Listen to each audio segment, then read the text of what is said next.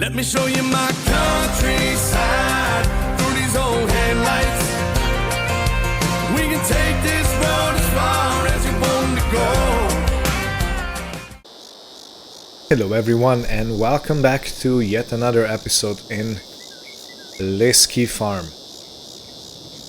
So today's episode is kinda feeling heavy in my heart because we are going to end the vlog today. So for the ending I just want to walk you through what we have here, what we have done, and in the end I'm gonna show you a few videos of before and after. At least I hope all the recording will go according to plan. But yeah, let's start here at the main house basically. So this has been the house for all my time here, nothing special. We did get a name for the farm. For a very long time I called this Uncle's Farm, which was given to me by the late uncle of mine, and I have named it Balyspring Farm, which basically means meadow farm in Irish slang or language. I'm not quite sure where the word comes from, but it's Irish in origin, which suits the farm and the location where we are at very nicely. So when we came here there were a few bushes right here, and first thing we bought was this, well, not the first thing, but one of the first things we bought was this brush cutter, weed whacker, whatever you want to call it. And yeah, this was the first start of our business. So if you remember, at the first few vlogs we basically weed whacked at the roadsides. They were all very badly kept, so they needed some help, and we done quite a lot of jobs for the council. When we started, yeah, the money was pretty tight. I think I came here with around £30,000, excuse me. And yeah, we never picked up any toys. They're still lying around, because they do give you a big chunk of money if you return them, but I didn't want to get that kind of handicap help, so to speak. So this farm features a very nice dry wall, or a rock wall, that is very common for the Irish countryside. And then you come through the gates. I never really used these gates, at least not after the first time. But yeah, when you came here, everything was overgrown. There were birch trees growing all the way down to the cow barn. There was no dairy here. This was all added later on. I think there was a skip over there and just overgrown stuff right here. The chicken coop was here. Of course it had no chickens. And this barn was also here. I do think it contained the Massey no, actually the Massey was parked in that shed, I think. Yeah, it's so long ago I can't really remember very well. It's been 7 years here on the farm. So yeah, things had to be taken care of, but this was the tractor that came with the farm. And I think this was the only tractor that came with the farm, so it was basically a very rough start. And look at that, we now have a Fendt 413 Vario with a beautiful CVT transmission and, you know, plenty of horsepower and everything. It's a very capable tractor. I enjoyed using it very much. The grain elevator, the grain bin was already here. Everything was working. I think it was completely empty, and then there was some trash in here. I think the trailer was already here. Yeah, that's the original inhabitant of this farm, I guess. But it only had one level of sides, so it was the capacity was around 4,500, I think.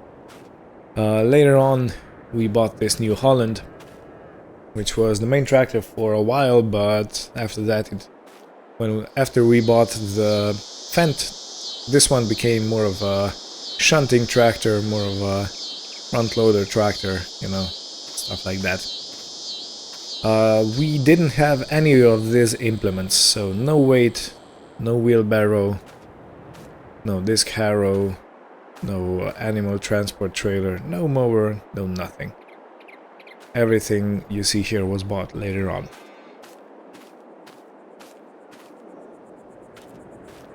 The combine was here. This is actually the second combine. We sold the first one.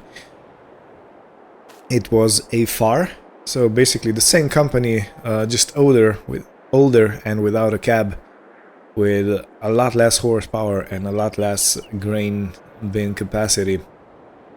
But yeah, that was here, and this whole place was like stacked with trash. I'll show you in the video later on. But yeah, so if we move over here, we now have a seeder in here. We have plenty of seed, different seeds. You can see this is oats, this is wheat, some lime waiting here, solid fertilizer. We did get a sprayer, and this is the front loader for the Massey Ferguson. And this barn was quite useful, but I don't really think I kind of used it up to capacity. I never used this place in here. Couldn't really figure out what to put in, so I never did put anything in. And now we come to the fuel tank. This was one of the happiest purchases I made, because before I got this I had to go all the way to the gas station in the center of the town to fill up my machines, but after I got this, yeah, it was a pretty neat thing. I only refueled it once, didn't use that much fuel, but yeah, you can turn the pump on and you can turn the radio on. Okay, I'm not gonna leave it running because of the copyright infringement strike possibility. We kept some of these pipes because you never know when you're gonna need them. I think these are drainage pipes, and a few pieces of metal. Yeah, the bale mover from Gorinz, and this was another one of the purchases I quite enjoyed. This is basically a seed maker. I clearly remember the episode when we went and actually got it from way over there somewhere, which was just laying around, and I cleaned it up and got it to work, and yeah, we used it to produce seed. So yeah, the plan of this farm, or of my being here and working on this project, is actually reviving it and making it self-sufficient, or as self-sufficient as I possibly could. And you know, I could use the grain of my fields and wrap it up in here with some seed treatment liquid inside and make proper seeds, you know. And then we got this Meprozet mini slurry tanker. This was one of the later additions. It has attacher points on each side for the hose, so you can pump out the slurry. This was also one of the later additions, the solid manure, or the manure spreader. An interesting thing, not much capacity, but it did the job. Okay, so if we move down to this barn, we got our new windrower. No, we didn't start the farm with a windrower. But yeah, this was the first one we used, which is very, very small. And then we upgraded to that. This is, of course, the Spider, or how do they say, it's a Kubota. So it's a haymaker, and we have some a fertilizer spreader, and of course it acts as a lime spreader at the same time. And the bale grab. This one was bought so I could handle those wrapped bales without piercing them. So if we go around here, we now have this beautiful wall of silage here. But before that we had a silage pit right here. It was basically just tires half dug into the ground, and I could come from the field, dump the grass here and then compact it. And this place filled up quite up to the brim, you know. So it gave me quite a few headaches with trying to compact it, because the tractor was like climbing a mountain, you know. So yeah, that was a fun thing. So this is an original Massey Ferguson weight. It belongs to that little Massey Ferguson we have on display. And sometime, I guess in the middle of everything, we procured this garden plot. So this all got delivered and built in basically one day. And this one was kind of a lifesaver. It really gave me income. It gave me a regular steady income, because in the winter you can put up the protection, the actual winter garden. It's called something else. Come on, let me remember the word. The word I was searching for is greenhouse. Yeah. So you can set up a greenhouse and the garden keeps producing all the way through the winter, so it gave us a pretty decent income. Over here there was an old wrecked combine. I got rid of it. I think I sold it for scrap metal because it was totally unusable. And here you can see our beautiful livestock pen. Yeah, the beautiful cows, the calves. They all look very healthy, very happy to be here. So yeah, I think I remember starting with one adult cow, and if I'm not mistaken, it took a few years to get the milk production up. I think the best milk production was actually this year, in year number 7, because we had more cows, you know, the reproduction cycles kind of blended together, or not really blended together, but spaced out, so that milk was being produced almost throughout the whole year. This is the slurry refill point, and that's the manure pit. Pretty full, a mountain of shit, so to speak. Excuse the language. I also kept some of these metal sheets because I kinda thought it could be useful for roofing if any, you know, high winds take the roof off, or if hail damages the roof. This is a roller. It's used to compact or push the seed into the ground and kinda close the soil so it doesn't lose moisture too much.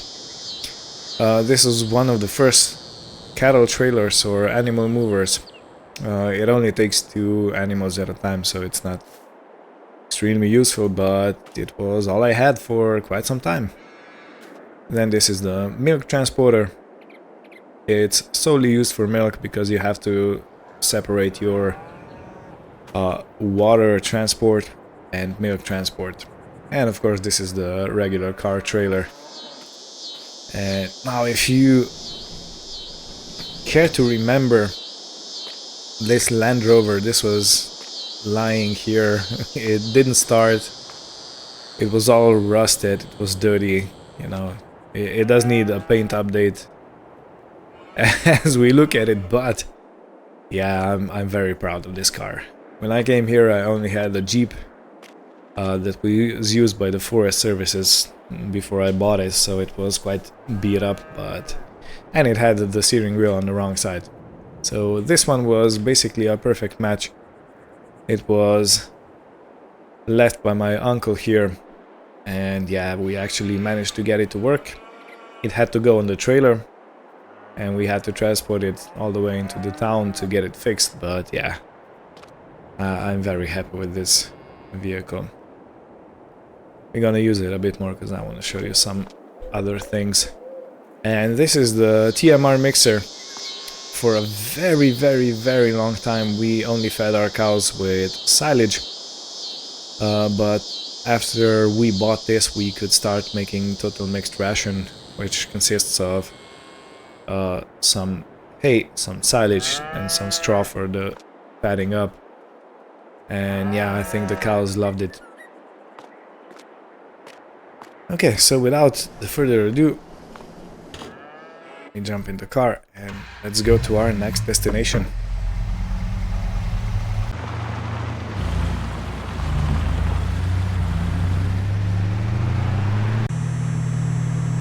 So we're coming to the last field we bought. It's a fairly small field, but we couldn't really afford anything bigger at the time. I am thinking of getting some more fields, you know, bigger ones. But yeah, this was one of the fields, one of the two fields actually we bought later on. And as you can see, it's harvested. We have hay, I mean straw that needs collecting. But yeah, this was one addition to the farm expansion, so to speak. So let's go to yet another place. Alright, came off the main road. This was my first land expansion. And with it came basically a beautiful story of help between farmers, of, you know, help from the state, so to speak. So if you remember, I can't really remember which episode it was, but a sheep farmer was delivering wool to the local spinnery, the same one we kept visiting every morning. And his van broke down somewhere in that side of the county. And I got called to help him. So I basically took the tractor with the trailer because I was already taking some goods to the vending machines. And I've took the wool, put it on my trailer and drove it all the way to the spinnery. And then I came back and hooked up a chain and then towed his van to the car repair shop. Which was, you know, a deed that of course I would do for anyone that needs help. But he later on thanked me with giving me a full trailer of sheep. Full trailer of livestock. And that full trailer of livestock basically set me off to go and search the public funding or the government funding. And I actually found a program that supports young farmers with their expansion, and I got some money that I didn't have to pay back. And with that money I actually bought this land. I think I borrowed 15,000 from a neighboring farmer, which of course has to be said that it is something that keeps my heart warm, you know. When the community comes together, when there's no ill will between the farmers and they can help each other without any fear of losing out or missing out on something. So yeah, we basically built this shed here, the feeding and watering trough. Yeah, they're pretty vocal, these sheep. We built this shed, we put some straw in it for the bedding, so you can see one of them is using it already. Yeah, It's very comfy. And this whole thing actually started our wool production. So we got a Welsh breed, which is, I think, kind of local from here, or at least kind of local from this area. And yeah, those sheep kept giving a lot of wool, and it brought us quite a lot of money to reinvest. We did get 2 rams that are not genetically connected to the female sheep, so we didn't taint the gene pool. But yeah, this was one of the, how should I say, happier projects I did. It really has a special place in my heart, because how could it not? Look at this. Come on. Come on. Stop! I want to show you to the people. Stop! Okay, he's gonna keep running around. Fair enough. The younglings. So yeah, the only kind of problem slash issue with this was that I couldn't get running water from anywhere around here, so I had to keep refilling this barrel and dumping it in. And the bigger the flock, the more they drink, and it kind of kept making some issues for me. To be honest, I barely could keep up on top of it.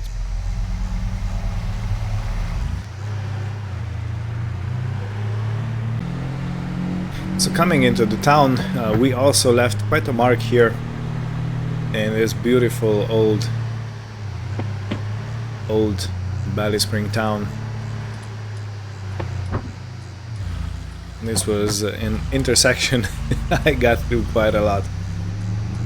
But yeah, one of the main things we did here is I actually procured a bit of land over here, some real estate. And I was allowed to build a community or fresh food vending machines and local farm product vending machines. So we put this dairy and cheese, and I think it contains butter and eggs. So you could get all that from this, and you could get fresh fruits and veggies on this side. So mainly tomatoes, lettuce, and strawberries. And yeah, we actually set up this kiosk. Look at that, someone serving ice cream behind it at the moment. We put some flowers down, we put a seating corner down, we put a trash can, you know, a few flowers here and there, so it looks pretty cozy and inviting. And I think it came out very nicely. You know, so you could get fresh condiments, maybe a pack of strawberries, and then just sit here and enjoy them. This was also another income point for the farm, and it made the community quite tightly knit, I think. And yeah, it was always my wish, so to speak, to connect the farm to the locals directly, you know, so you're not selling everything to some big distributor, but you actually leave something for the people here to enjoy, some premium quality goods. And of course, I must not forget the pub. This was the first place I came to when I arrived here in this beautiful town. It was in the middle of the night, and I had a room rented here, so I actually slept through the night. The pub was one of my main takers of fresh fruit and vegetables, mainly tomatoes, lettuce, and strawberries. Later on, even some butter and stuff like that, because it kept staying. Well, we produced more than we needed, basically. There's always a jolly music playing here, and this is where I'm gonna log off. So I'm getting emotional now.